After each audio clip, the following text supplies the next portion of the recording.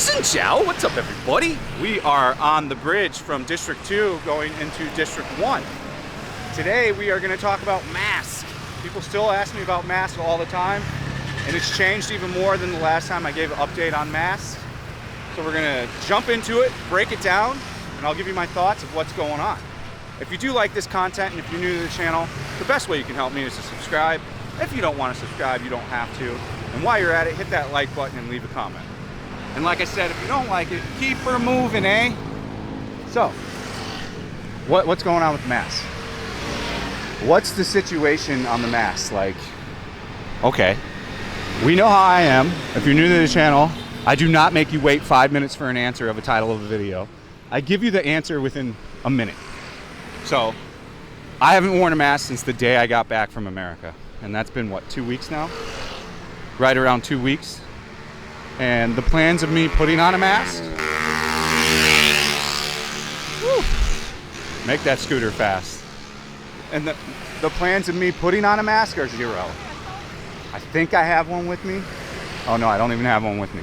I even stopped kind of carrying one around because no one asks anymore. I haven't been asked from one person, one taxi person. My building doesn't ask anymore. Nowhere asks. So as far as the whole mask thing, you don't have to wear one here. In Saigon, at least. I didn't wear one on the plane over either, and I was on ANA, Japan Airlines. I didn't wear one in the Japan airport. You know, I think we have to reach this place of where no more caring about this virus shit. Like, let's just completely get over it. I'm done with it. I don't want to hear about it anymore.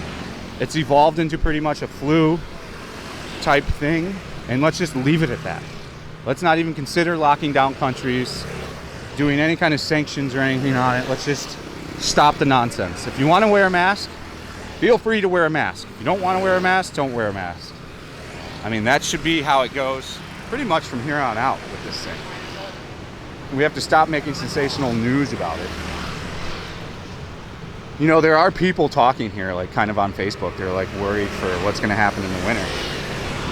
And I'll give you my opinions because, like, I had this conversation with a subscriber and his wife, and they've been in the States for a couple years now, before COVID. And she's Saigonese. And she wants to get out of here soon because she thinks, like, the government here is going to lock stuff down again. And in my opinion, I don't think that's going to happen. I really think that's an extremely low possibility of things to happen. It could happen, but do I think it will happen? Probably not. Hold on, let me get a thumbnail.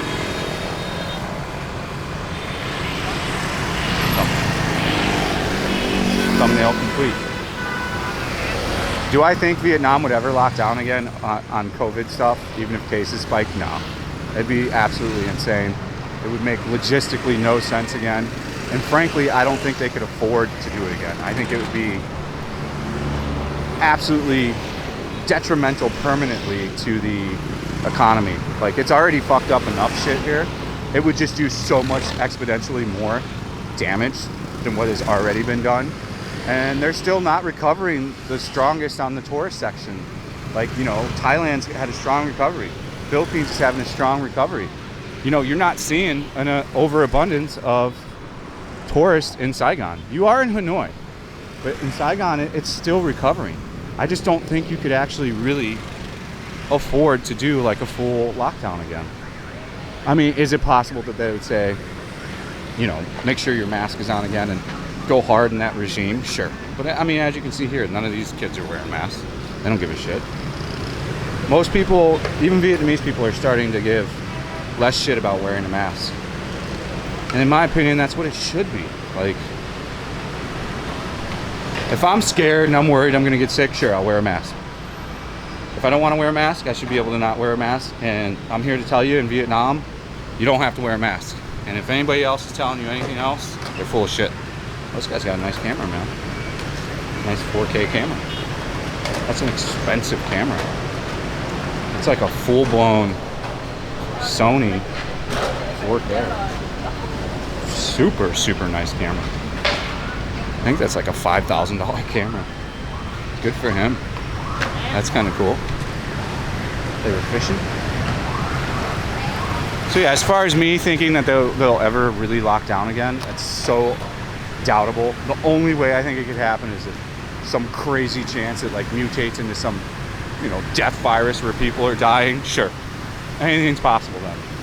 But in the current form it is and how it works,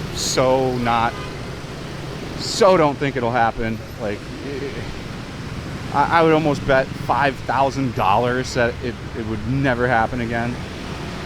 You have to understand how large of an impact it had here, especially Saigon and tourism. It just devastated shit here, man.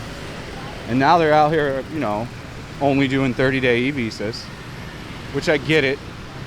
I think it was an experimental phase. But as I've talked about in other videos, here's what I think is going to happen with that. It's like I said in the last 5 videos I think we shot. The domestic tourism boom is going to end when summer ends and the kids go back to school. There's going to be a hole, and there's going to be a hole that needs filled. And the way to fill that hole is to offer a longer than 30-day visa. Or at least let the person extend the visa here. Don't make them go to Cambodia or do a border run. It's so stupid. Just let them go and pay. All you need to do is collect your money, Vietnam. That's it. Just collect your money. Charge a bunch of money for it even. Even if you charge $250 for a 90-day visa, people would pay it gladly. And they don't have to leave the country then. Beautiful. Doubly gladly they would pay that. I think if their plan is to collect money off this shit, there's way better ways to do it. Like I just said, if it was me, I would offer you 90 days for $250. Multiple entry. Because if you want to go to Cambodia and stuff like that, sure, go to Cambodia. Buses to Thailand are going again, from Thailand to here. If you want to take the bus, go ahead, take the bus. The more open you make it and the more easier to do, the more people are going to come. Because a lot of people now are resourceful. They're going on the internet. They are going to YouTube and they're checking out what the situation is for a country before they go there. And then they're planning their trip around that. If they continuously keep looking up Vietnam, and it's only a 30-day e-visa where you have to make a border run, they're pigeonholing themselves out of a lot of people coming over. Because a lot of the tourists I've been meeting are backpackers and travelers, and they want to stay in the country for 60, 90 days, you know? And that's not very easily done right now. It is completely possible, and trust me, it used to be a headache to try to stay here on your own pre-COVID. You would be in the immigration office for 6 hours sometimes in District 1 just to get a few answers on something. So I mean, in hindsight, it's not too crazy to take a bus to Cambodia, go get a new visa and come back, but for 80% of people, that's too big of an inconvenience. They're not going to want to do it. And they're not going to change their mind on it. And they're going to have a sour outlook on Vietnam because of it. Man, they just clipped my ass. So if you're looking at the bikes right now and you see a lot of people with their masks on, that was always a thing in Saigon. People have been wearing masks on motorbikes for 10 years here. But you're seeing some without any. We just saw, what, 2 or 3 guys? I don't wear one on a bike. I never did. I fucking smoke cigarettes. I don't think some smog's gonna hurt. Let's just add to the hurt already. But I think you'll see a change on the visa. Oh, almost a bike down. Almost his little e-bike fell. So the kids that ride e-bikes are under 16. They're usually like 12 to 14. That's why they have the electric bike. It's legal for them to ride. This tapas bar is supposed to be good. I see people here all the time. We're gonna try it one of these days. It seems like a lot of expats go there. But yeah, the mask thing isn't a big deal. I think you're gonna see a change on the visa thing soon too. Again, stay subscribed to my channel or subscribe if you want instant updates on visa scenarios changing and news changing in Vietnam.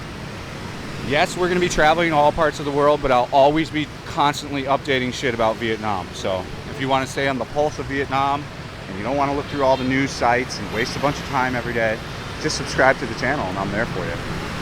Of course, you don't have to watch every video I do. I don't expect everybody to. Some people do that are diehard fans, but you can pick and choose whatever you want to watch.